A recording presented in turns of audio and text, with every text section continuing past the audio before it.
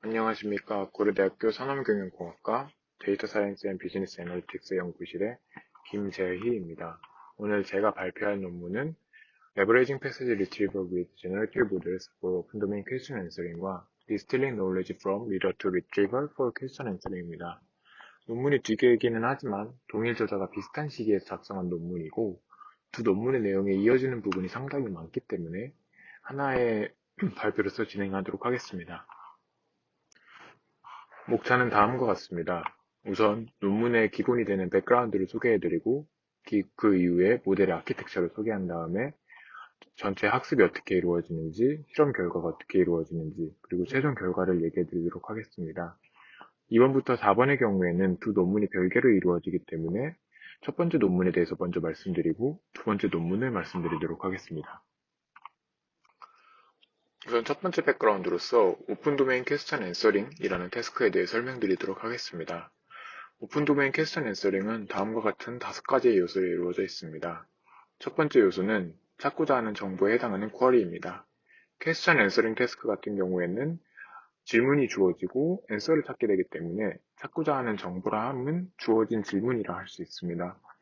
노울리지 베이스는 위키피디아와 같이 매우 큰 모델 외부의 대형 데이터베이스를 의미하고 패세지는 이 쿼리를 중심으로 정답을 유추하는 데 도움이 되는 노울리지 베이스 내의 문서들을 의미하게 됩니다.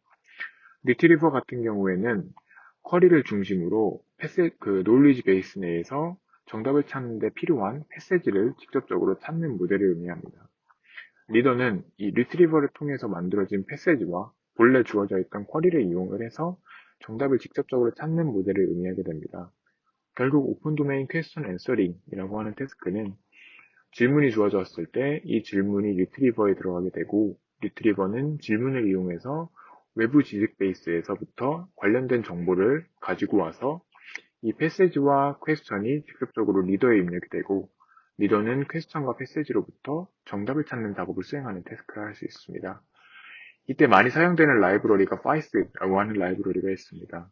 FAIS라는 라이브러리의 사용 용도는 이 리트리브를 진행을 할 때 쿼리와 노울리지 베이스 내의 모든 문서 간의 유사도 계산이 필요하게 됩니다.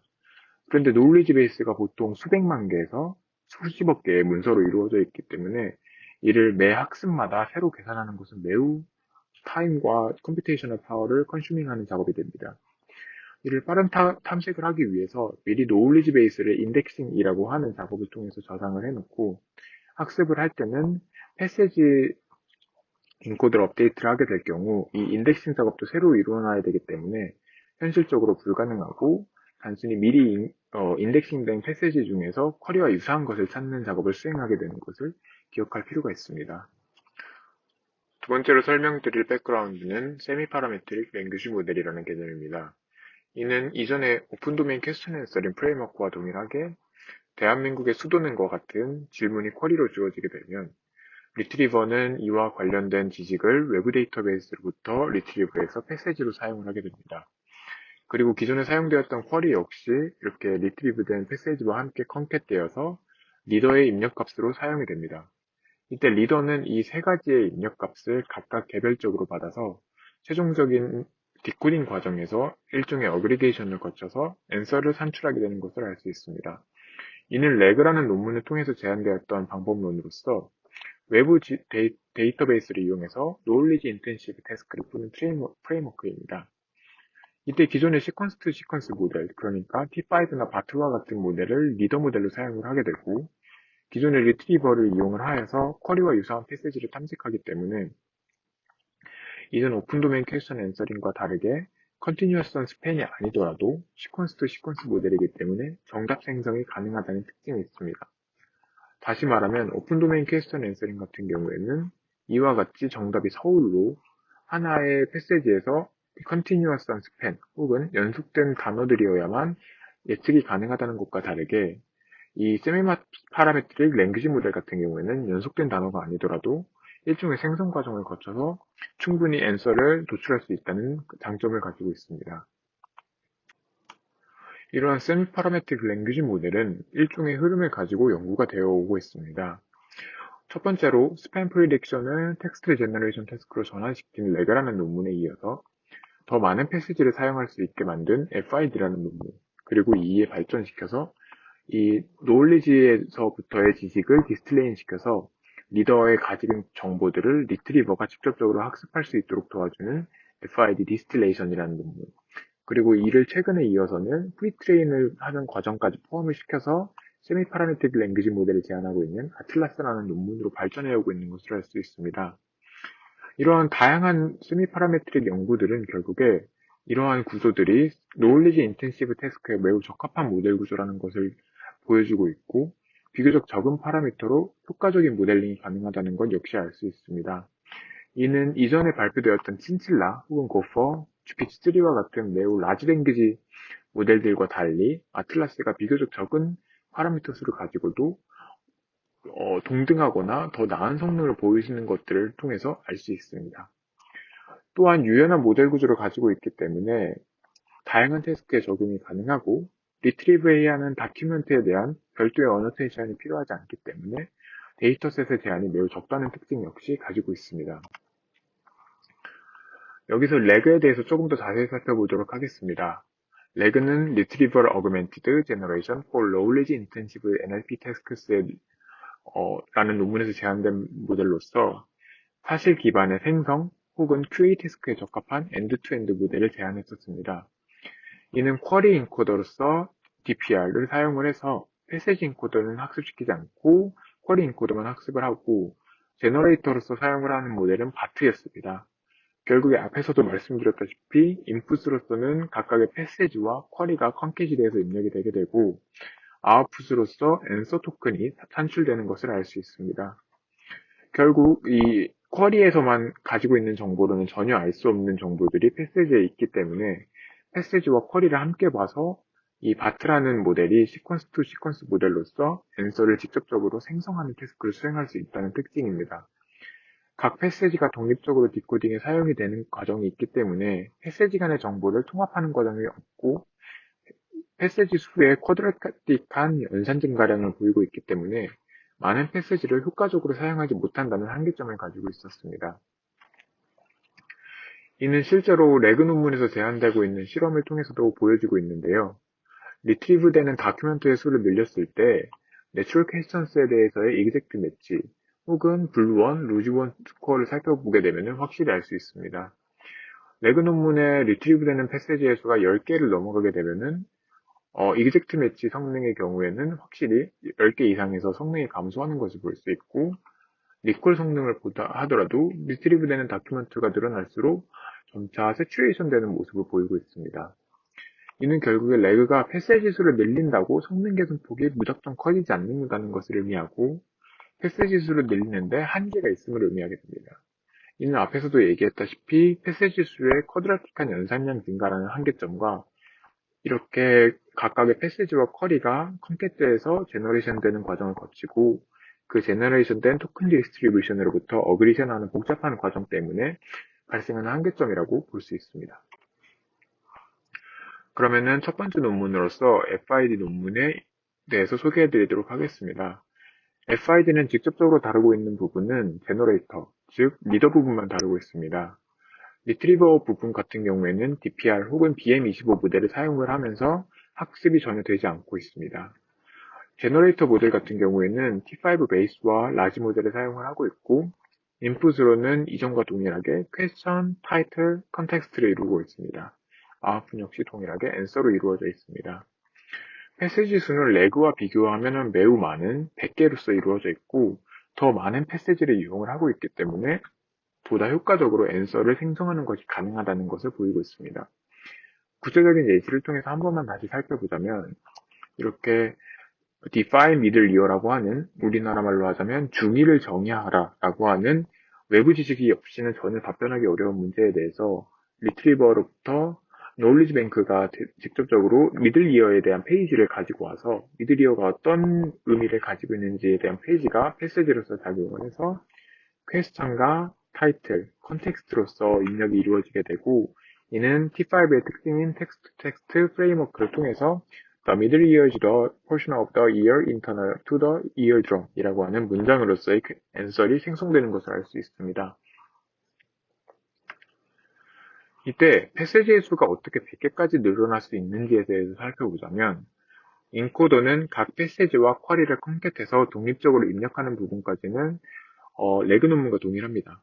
하지만 각 패스지의 히든 리프레젠테이션들이 컨캣되어서 크로스 어텐션의 키와 밸류로 사용된다는 점이 다르게 됩니다. 이는 디코더에서 결국 더 달라지게 되어서 컨캣된 인코더의 히든 리프레젠테이션들의 크로스 어텐션을 통해서 앤서가 직접적으로 생성되는 작업이 이루어집니다. 이는 기존에 제한되었던 다양한 트랜스포머 기반 모델들의 디코딩 과정을 그대로 답습할 수 있기 때문에 다양한 디코딩 과정 방법론을 사용할 수 있다는 장점이 있고, 패스지 수에 대해서 여기 인코더 부분에 대한 히든 리프레젠테이션 생성에서만 달라지기 때문에 리니어한 연산량 증가로 비교적 연산량 증가의 부담이 덜하다는 특징이 있습니다. 세미 파라메트릭 FID의 특징에 대해서 조금 더 실험 결과들을 통해서 살펴보자면 세미 파라메트릭 모델들에 대비해서 조금 더 향상이 있었습니다. 레그와 달리 리트리버에 대한 업데이트가 전혀 없음에도 불구하고 레그보다 좋은 성능을 보이고 있고, 이는 결국에 많은 수의 패스지를 사용하는 것이 상당히 중요하다는 것을 알 수 있습니다. 여기서 살펴보신다면 레그 같은 경우 내추럴 퀘스천스와 트리비아 QA 모두에서 FID 논문보다 좋지 않은 성능을 보이고 있고, 이는 라지 모델뿐만이 아니라 베이스 모델에서도 비슷한 성능을 보이고 있음을 알 수 있습니다. 또한 비록 퓨샷이긴 하나 GPT-3와 같은 경우에는 모델 사이즈의 크기가 훨씬 차이가 남에도 불구하고 FID 논문이 훨씬 좋은 성능을 보이고 있는 것을 알 수 있습니다. 결국 클로즈드 북 모델 대비해서도, 즉 T5와 GPT-3의 퓨샷 혹은 제로샷 성능에 비해서도 성능 향상을 가지고 있기 때문에 이렇게 모델 내부의 파라미터를 통해서 지식을 저장하고 있다는 개념을 가지고 있는 클로즈드 북 모델에 대비해서 세미 파라메트릭 모델이 확실히 QA 태스크 등과 같은 노리지 인텐시브 태스크에 상당히 효과적이라는 것을 알 수 있습니다. 이를 레그와 FID의 리트리브 되는 다큐멘트의 수에 대해서 비교한 실험들을 통해서 비교하면 더 극명한데요. 패스지 수에 따라서 성능이 어떻게 변하는지 살펴보면 레그는 아까도 말씀드렸다시피 10개 이상의 패스지에 대해서 직접적인 퀘스천 앤서링 태스크에 대한 성능 향상이 보이지 않고 있습니다. 하지만 FID 같은 경우에는 패스지가 늘어나면 늘어날수록 지속적으로 성능이 향상되고 있는 모습을 보일 수 있고, 이는 많은 패스지를 효과적으로 사용할 수 있는 것이 매우 중요한 모델 구조의 컨트리뷰션이라고 얘기할 수 있습니다. 결국 비교적 단순하고 적은 비용으로 프리트레인 혹은 파인 튜닝 할 수 있는 모델 구조를 제안하는데 FID의 컨트리뷰션이 있습니다. 또한 프리트레인 할 때 사용했던 패스지의 수에 따른 성능들을 또한 살펴보자면, 트레인 할 때 사용했던 패스지의 수가 점차 늘어남에 따라서 다운스트림 태스크에서의 성능 역시 점차 증가하고 있는 것을 볼 수 있습니다. 이러한 실험이 진행된 이유는 결국 100개의 패스지를 사용을 한다면 여전히 컴퓨팅 파워를 매우 많이 소모해서 논문에서 제시한 바로는 V100 GPU 64개를 써서도 한참 걸리는 학습 과정임에도입니다. 근데 만약에 적은 수의 패스지로 프리트레인을 시킨 이후에 세컨드 페이지로서 100개의 패스지로 파인 튜닝을 진행을 한다면 비교적 적은 컴퓨팅 파워로도 학습이 가능할 것이라는 생각을 했기 때문에 논문에서는 이런 실험을 진행을 했었습니다. 패스지가 적을수록 파인 튜닝과의 성능 차이가 크게 나타나는 것을 볼 수 있고, 만약에 50개의 패스지를 사용을 했을 때 패스지 수가 절반으로 줄었지만 35%나 시간을 감소시키면서도 100개의 패스지를 사용을 해서 프리트레인 시켰을 때와 거의 비슷한 성능을 보이고 있기 때문에 사용된 시간의 감소에 비해서 성능이 유지되는 것을 보아 세컨드 페이지까지 가지고 가는 것이 학습에 매우 효과적임을 역시 알 수 있었습니다. 다음으로 소개해드릴 논문은 FID 디스틸레이션입니다. 해당 논문은 FID에서 조금 더 발전하여 리더의 어텐션 스코어를 이용을 해서 리트리버의 수도 레이블을 생성하는 작업을 수행하게 됩니다. 이는 골드 패스지가 주어지지 않더라도 리트리버가 어떤 패스지에 조금 더 높은 가중치를 주어야 되는지 알 수 있기 때문에 훈련이 가능하다는 언슈퍼바이즈드 세팅에서의 리트리버 학습이 가능하다는 의미가 있습니다. 리트리버에 대해서는 구체적으로 DPR과 동일하게 버트를 사용하고 파이스 라이브러리를 사용을 하면서 CLS 토큰의 히든 리프레젠테이션 벡터의 디멘션을 256차원으로 줄이는 방식을 취하고 있습니다. 하지만 DPR과 다르게 DPR이 바이 인코더 구조를 가지고 있어서 쿼리랑 패스지가 별도의 인코더를 사용하지만 리트리버 같은 경우에는 동일한 인코더를 공유하고 있다는 특징을 가지고 있습니다.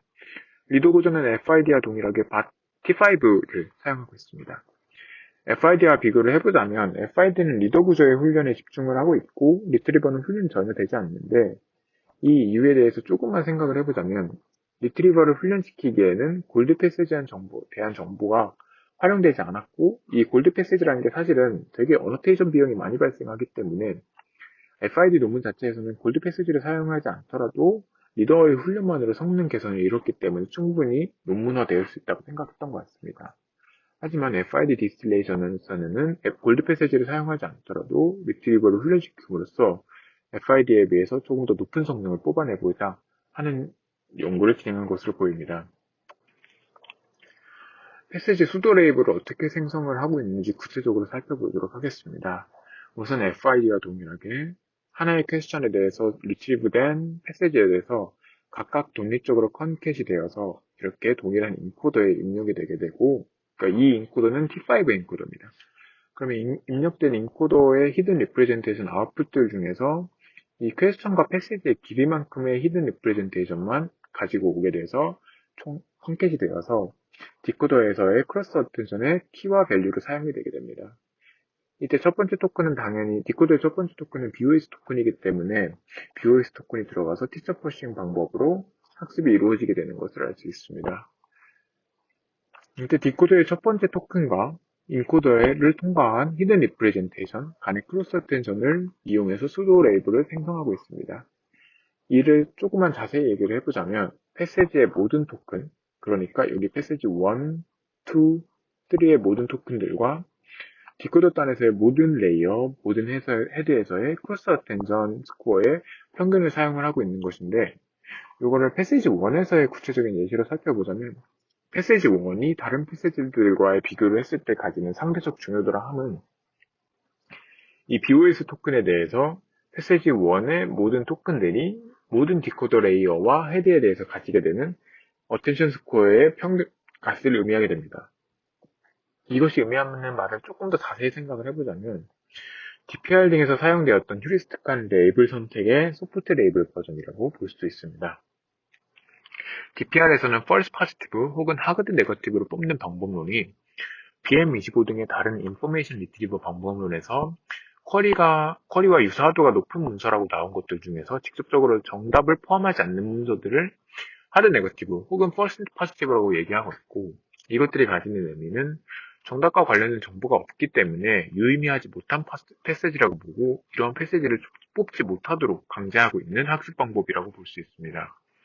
그와 반대로 DPR에서의 true positive라고 한다는 것은 정답을 직접적으로 포함하고 있는 골든 패시지라고 할 수 있고 결국에 리더라고 하는 것은 그러니까 이 세미파라메트릭 랭귀지 모델 혹은 FID 디스틸레이션에서의 리더는 정답과 관련된 정보를 직접적으로 가지고 있는 패시지에 조금 더 어텐션을 가할 수밖에 없고 이를 통해서 false positive를 피해서 정답과 관련된 정보를 포함하고 있는 문서에만 조금 더 리트리버가 높은 중요도를 가지도록 슈퍼비전을 제공할 수 있다는 가능성을 보여주고 있습니다.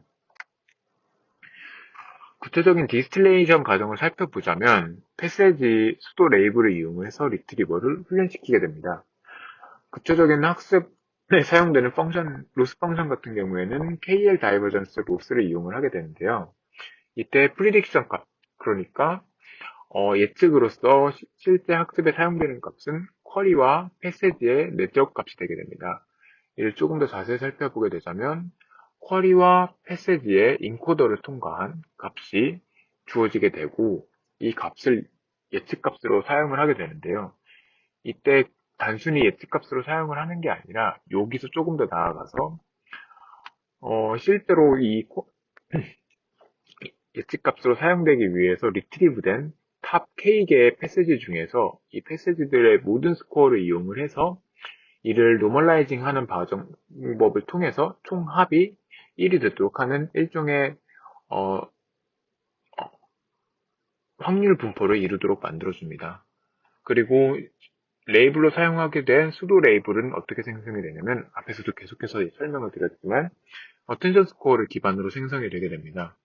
어텐션 스코어를 기반으로 이와 같이 어텐션 스코어인데 어떤 어텐션 스코어냐면 디코더의 첫 번째 토큰에 모든 인코더의 패시지 토큰에 대해서 모든 어텐션 헤드와 모든 레이어로부터의 평균값을 취하게 되고 이를 모든 패시지에 대해서의 똑같이 노멀라이징을 가해주어서 이 프리딕션과 동일하게 확률 분포를 이루도록 만들어줍니다.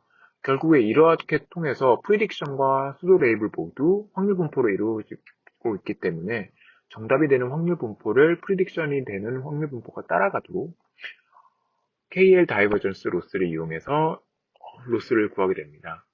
이는 위에서 구했던 수도 레이블이 이러한 항으로 들어가게 되고 프리딕션 이 항으로 들어가게 돼서 KL 다이버전스 항을 이루고 있는 것을 볼 수 있습니다. 사실 이렇게 앞에서 얘기했던 직관적인 설명에 왜 이렇게 학습이 될 수 있는지에 대해서 구체적으로 설명하는 바는 없습니다. 논문에서는. 하지만 하나의 간단한 시험이 주어지고 있는데요. 탑 100개의 패시지 중에서 탑 10을 뽑는 방식에 따른 이그젝트 매치 성능을 살펴보았을 때 DPR 방식에 비해서 어텐션 스코어를 이용한 방식이 성능 하락폭이 적음을 알 수 있습니다. 그러니까 기존의 탑 100이 48.2의 이그젝트 매치 성능을 기록을 했을 때 이 탑 100 중에서 DPR, 즉 내적을 기준으로 탑 10을 뽑았을 때 이그젝트 매치는 탑 100에 비해서 43.9로 5.3%포인트의 성능 하락을 보이고 있지만 어텐션 스코어를 기준으로 성능을 뽑아보자면 46.8%로 1.4%포인트의 성능 하락을 보여주고 있기 때문에 내적을 이용한 값보다 어텐션 스코어를 이용을 하는 것이 정답과 관련된 패시지를 잘 선택한다 라고 얘기를 하고 있지만 사실 2위 이상의 관련된 실험이나 수학적인 증명이 전무하기 때문에 해당 연구가 오픈 리뷰 등의 사이트에서 지속적으로 지적을 받는 부분이 되겠습니다. 그래서 실제 학습이 어떻게 되는지 사실 조금 과정이 복잡하기 때문에 하나씩 자세히 말씀을 드려보도록 하겠습니다. 이를 논문에서는 이터레이티브 트레이닝이라고 얘기를 하고 있고 우선 리트리버와 리더의 전체적인 구조에 대해서 짚어보자면 쿼리와 패세지가 동일한 인코더, 즉 버트를 공유하고 있다는 특징을 가지고 있고 쿼리 인코더는 이렇게 이전에 어떤 슈퍼비전에 의해서 학습된 이후에는 다시 전체 노울리지 베이스에 대한 인퍼런스를 통해서 인덱싱을 진행해야 됩니다. 하지만 쿼리 인코더를 학습할 때마다 추가적으로 인퍼런스 비용이 발생하기 때문에 이 비용이 매우 크고 이를 학습 과정 중에 온라인으로 진행을 할 수 없기 때문에 리트리버와 여기에 주어져 있는 리더가 번갈아 가면서 이터레이티브하게 학습이 된다는 특징이 있고 여기서 다시 한번 정리를 해보자면 리더의 타겟이 되는 것은 결국 앤서를 생성하는 것이 되겠고 리트리버의 타겟이 되는 것은 리더의 어텐션 스코어와 유사한 확률 분포를 리트리브된 중요도에서 확률 분포로서 가지도록 만드는 작업이 되겠습니다. 이 이터레이티브 트레이닝의 첫 번째 스텝은 리더 학습에 있습니다. 초기 리트리버 같은 경우에는 학습이 되어 있지 않기 때문에 전혀 사용을 할 필요가 없고 기존에 학습이 되었던 DPR이라든가 아니면 BM25와 같은 리트리버를 이용을 해서 이니셜 리트리버로 탑 100의 패시지를 뽑아놓게 됩니다. 그리고 이렇게 뽑힌 탑 100의 패시지로부터 리더가 학습이 이루어지게 되고 이때 특징을 할 수 있는 것은 매 이터레이션마다 그러니까 리더와 리트리버의 학습이 번갈아 가며 진행이 되면서 리더는 매 학습마다 초기화가 되게 됩니다.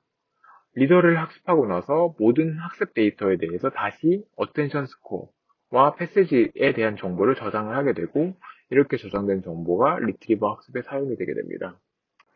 그러면 이제 리더가 생성을 했던 이 패시지에 대한 정보들을 이용을 해서 어떻게 리트리버가 학습을 하는지 설명드리도록 하겠습니다. 리트리버의 학습은 첫 리더 학습 시에 사용을 했던 패시지와 어텐션 스코어를 이용해서 리트리버를 학습하게 됩니다. 즉, 리트리버가 쿼리와 관련된 탑 100의 패시지를 따로 뽑는 게 아니라 이니셜 리트리버부터 생성을 했던 탑 100 패시지에 대해서 리트리버가 직접적으로 상대적인 중요도를 모두 구하게 돼서 랭킹을 구하게 되고 이렇게 구한 상대적 중요도와 리더가 이 탑 100 패시지에 대해서 구했던 어텐션 스코어를 통해서 KL 다이버전스를 계산을 하게 됩니다. DPR과 달리 네거티브 페어가 존재하지 않고 리더의 어텐션 스코어를 이용했던 확률 분포와 리트리버의 이 탑백 패시지에 대한 상대적 중요도를 이용을 했던 확률 분포가 일치하도록 하는 작업을 수행하고 있다는 점이 특징이라 할 수 있습니다. 리트리버 학습 시의 슈퍼비전은 사실 전체 노리지 뱅크에서부터 주어지는 게 아니라 이니셜 리트리버로부터 구해졌던 탑백 패스지를 통해서만 전달이 되게 되고, 만약에 첫 번째 탑백 패스지가 잘못 뽑힌다면 잘못 학습이 될 가능성이 존재합니다. 왜냐하면 이 첫 번째 이니셜 리트리버가 노리지 뱅크로부터 잘못된 탑백 패스지를 뽑아서 전혀 앤서가 다른 패스지들만 뽑혀 있다면 리트리버 역시 올바르게 학습될 가능성이 적기 때문입니다. 그리고 나서 리트리버 인퍼런스 작업이 수행되게 됩니다. 즉, 학습된 리트리버가 존재하니까 학습된 리트리버를 이용을 해서 전체 노리지 베이스에 대해서 다시 인덱싱을 진행을 하게 되고, 이렇게 인덱싱이 진행되고 나서 쿼리를 바탕으로 인덱스에서부터의 패스지를 뽑아서 각 쿼리마다 탑백 패스지가 다시 저장이 되게 됩니다. 이제 학습된 리트리버로부터 탑백 패스지를 뽑아놨기 때문에 리더는 다시 학습을 할 수 있게 됩니다. 하지만 이때도 앞에서 말씀드렸다시피 프리트렌드 T5로 초기화된 리더가 다시 사용이 되게 되고, 각각의 쿼리마다 페어가 매칭되어 있는 탑백 패스지를 이용을 해서 리더는 다시 앤서를 생성하는 작업을 수행을 하면서 학습이 이루어지게 됩니다. 이 작업이 사실 계속해서 반복이 되게 되는데, 다시 얘기해보자면 스텝 4를 스텝 1과 이어보자면, 학습이 되면서 학습된 리더가 존재할 것이고, 학습된 리더로부터 다시 각각의 탑백 패스지와 어텐션 스코어가 저장이 되게 되고, 이 저장된 탑백 패스지와 어텐션 스코어들이 학습되고 있는 리트리버에 다시 KL 다이버전스 계산에 사용이 되게 됩니다. 그리고 이 과정이 계속해서 반복이 되면서 리트리버는 학습되면서 저장이 되고, 리더는 계속해서 초기화되는 과정이 이루어지게 됩니다. 실제 성능을 살펴보자면 이터레이션 그리고 초기 리트리버에 따른 성능 변화를 살펴보겠습니다. 살펴보게 되면은 이터레이션, 그러니까 리더가 학습되고 리트리버가 학습되는 과정이 계속해서 반복이 되면서 이터레이션이 지날수록 계속해서 성능이 향상되는 모습을 보이고 있고, 여기서 놀라운 점이라고 한다면 초기 리트리버, 그러니까 BM25 혹은 DPR과 같은 것들을 사용을 해서 학습을 했을 때 초기 리트리버의 성능이 매우 좋지 않아서 랭크앳 20 혹은 랭크앳 100와 같은 성능이 이것밖에 나오지 않아도 리더가 충분히 거기서부터 유의미한 학습이 이루어지게 되고, 그 유의미한 학습으로부터 다시 리트리버가 학습됨으로써 점차 성능이 많이 개선되는 모습을 보이고 있는 것을 알 수 있습니다. 하지만 여기서 또 신기한 점이 BM25를 사용을 했을 때 초기 리트리버가 BM25이기 때문에 아무래도 버스를 사용했을 때보다 성능이 높은 것을 알 수 있고, 이 때문인지 몰라도 결국에 BM25를 사용한 것이 버트를 사용했을 때보다 성능이 높은 것을 알 수 있습니다. 다른 퀘스천 앤서링 모델과 성능을 비교해 보도록 하겠습니다. 이전에 연구드린 DPR, 그리고 레그, 쿨버트와 FID와에도 직접적인 비교를 하고 있는데요. FID의 성능마저 넘어서면서 이전에 성능이 좋았던 모든 모델들의 성능을 넘는 소타 성능을 기록하고 있는 것을 볼 수 있습니다. 특히 FID와 비교를 해보자면 FID와 FID 디스틸레이션 같은 경우에는 리트리버가 학습된다는 여부를 제외하고는 모든 것이 똑같기 때문에 결국 51.4라는 성능과 54.4라는 성능은 리트리버 학습에 따른 성능 차이라고 볼 수 있습니다. 또한 여기서 여기 오타가 있는데요. DPR을 사용했을 때 성능을 보게 되면은 이전 성능을 모두 뛰어넘으면서 소타의 성능을 달성하고 있는 것을 알 수 있습니다. 또 놀라운 점이라고 한다면 골드 패스지를 이용해서 학습을 하고 있는 DPR과 다르게 FID 디스틸레이션 같은 경우에는 골드 패스지를 전혀 사용하지 않고 있는 상황임에도 불구하고 별도의 슈퍼비전을 전혀 사용하지 않아도 어텐션 스코어만으로 효과적인 리트리버 학습이 가능하다는 것 역시 알 수 있습니다. 또한 리트리버 자체의 성능을 비교를 해보자면 골드 패스지를 사용을 하는 방법론들에 비해서 상당히 좋은 성능을 가지고 있는 것을 보이고 있고, 리더를 통해서 슈퍼비전을 가지고 오는 것이 DPR 혹은 안세와 같은 모델과 비교를 했을 때도 상당히 좋은 성능을 보이고 있는 것을 알 수 있습니다. 또한 어텐션 스코어의 어그리게이션 방법론, 그러니까 어디서부터 어텐션 스코어를 어떻게 어그리게이션을 해올지에 대해서부터 시작하는 성능 변화를 살펴보게 되면은 단순히 실험을 통해서 이렇게 평균을 취하고 0번째 토큰에 대해서 모든 레이어와 어텐션 헤드, 그리고 모든 패시지 토큰으로부터의 어그리게이션이 성능이 제일 좋다라고 얘기를 하고 있습니다. 그래서 실제로 이게 제일 성능이 좋기는 하지만 0번째 실험 세팅이 이게 사실 왜 이렇게 성능이 좋은지, 왜 BOS 토큰인 0번째 토큰에서만 디코더 토큰에서만 성능을 가져오는 것이 좋은지, 왜 디코더의 모든 토큰에서부터 성능을 가져오는 것이 좋지 않은지에 대한 구체적인 분석이 없기 때문에 오픈 리뷰에서도 지속적으로 지적이 되고 있는 사항입니다. 이것과 관련된 실험이 하나 더 존재하기는 하는데요. 탑백 패세지를 기준으로 했을 때 패세지 내에 정답이 존재하는 패세지 수를 직접적으로 세보면 BM25와 비교를 했을 때 어텐션 스코어를 사용을 해서 탑백 패세지를 가지고 오게 되면 확실히 성능이 높아지는 것을 볼 수 있습니다. BM25보다 어텐션 스코어가 리트리버에게 좋은 슈퍼비전을 제공을 하고 있는 것은 알 수 있으나 역시나 이게 왜 이렇게 좋은 슈퍼비전이 될 수 있는지에 대한 분석이 부족하다는 점이 조금 아쉬운 점이라 할 수 있습니다. 마지막 결론입니다. 레그에서부터 시작을 해서 최근 연구인 아틀라스까지 이어져 오기까지 스팸 프리딕션이라는 태스크에서 텍스트 제너레이션을 태스크로 변환시켜서 세미 파라메트릭 랭귀지 모델을 제안했던 레그라는 논문부터 최근에는 이 세미 파라메트릭 랭귀지 모델을 프리트레인해서 퓨샷에서 라지 랭귀지 모델의 성능을 뛰어넘는 모습을 보이는 아틀라스에 이르기까지 이 논문의 FID와 FID 디스틸레이션이라는 두 가지 논문은 이 시작점과 최근 연구를 이어주는 아주 중요한 마일스톤이 되는 연구들이라 할 수 있습니다.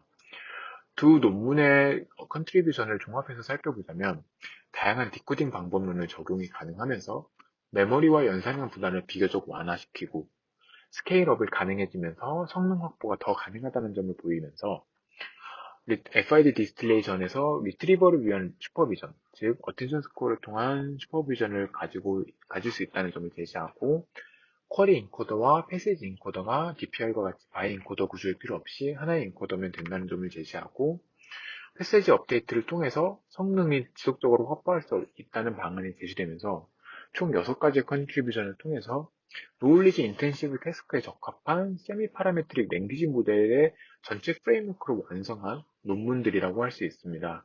사실 아틀라스 논문을 살펴보시면 알 수 있겠지만 FID와 FID 디스틸레이션의 세팅을 거의 그대로 따르고 있고 결국 레그라는 논문의 한계점으로 제시되었던 스케일링업이 불가능하고 상당히 많은 연산량이 소모되면서도 복잡한 연산이 가해진다는 단점을 극복을 하면서 좀 더 다양한 태스크, 다양한 모델 구조를 사용할 수 있게 해준 FID와 FID 디스틸레이션이 현재 연구들에 있어서 노리지 인텐시브 태스크에서 다양한 연구들이 진행될 수 있는 원동력이지 않았나 하는 생각을 가질 수 있었습니다.